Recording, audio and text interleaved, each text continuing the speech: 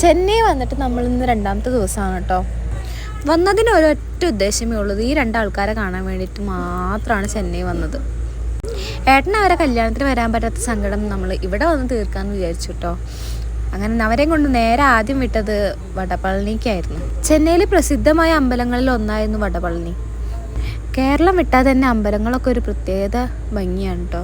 സാധാരണ ഈ അമ്പലത്തിൽ നല്ല തിരക്കാവുന്ന പറയാറ്. ആ ഭാഗ്യത്തിന് വലിയ തിരക്കൊന്നും ഉണ്ടായിരുന്നില്ല. അമ്പലത്തിനുള്ളിൽ ഫോൺ ഉപയോഗിക്കാൻ പറ്റാത്ത കാരണം വീഡിയോസ് എടുക്കാൻ പറ്റിയില്ല കേട്ടോ. എന്നാലും ഞാൻ എൻ്റെ ഒരു ഇതിൽ കുറച്ച് വീഡിയോസൊക്കെ എടുത്തിട്ടുണ്ടേ. അമ്പലത്തിൽ കയറി ചെല്ലുമ്പോൾ ഒരു പോസിറ്റീവ് എനർജിയാണ്. ഒരുപാട് ചിത്രങ്ങളായിരുന്നു കേട്ടോ അവിടെ. അമ്പലത്തിന് ചുറ്റും പ്രതിമകളും ഉണ്ടായിരുന്നു. അതുകൊണ്ട് തന്നെ കാണാൻ ഗംഭീര ഭംഗിയായിരുന്നു കേട്ടോ. ഭഗവാനെ കണ്ടു കഴിഞ്ഞാൽ കിട്ടുന്ന പ്രസാദമായിരുന്നു ഈ പൂവും ഭസ്മവും അവിടെ. ഭഗവാനെ കണ്ട് പുറത്തിറങ്ങി കഴിഞ്ഞപ്പോൾ അവിടെ ചെറിയ ചെറിയ അമ്പലങ്ങളുണ്ടായിരുന്നു കേട്ടോ. അപ്പോൾ അവിടെയൊക്കെ തൊഴുത് കൊടിമരത്തിൻ്റെ അടുത്ത് എത്തിയപ്പോഴാണ് ഞാൻ ആ കാഴ്ച കണ്ടത്. നമ്മൾ മനസ്സിൽ എന്താഗ്രഹം വിചാരിച്ചിട്ട് ഈ പാത്രത്തിൽ ഉപ്പും കുരുമുളകും ഇട്ട് പ്രാർത്ഥിച്ചാൽ അത് പെട്ടെന്ന് തന്നെ നടക്കുന്നതാണ് കേട്ടോ അവിടുത്തെ ആൾക്കാരുടെ വിശ്വാസം. ഞാൻ കൂടുതലും പോസിറ്റീവിൽ വിശ്വസിക്കുന്ന ആളാണ്.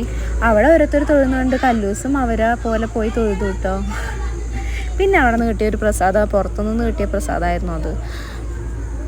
അതും കഴിച്ച് അവിടെ നിന്ന് കുറച്ച് മുന്നോട്ട് നടന്നപ്പോൾ അവിടെ ഒരു വലിയ കുളം ഉണ്ടായിരുന്നു കേട്ടോ, അമ്പലത്തിൻ്റെ ആയിരുന്നു.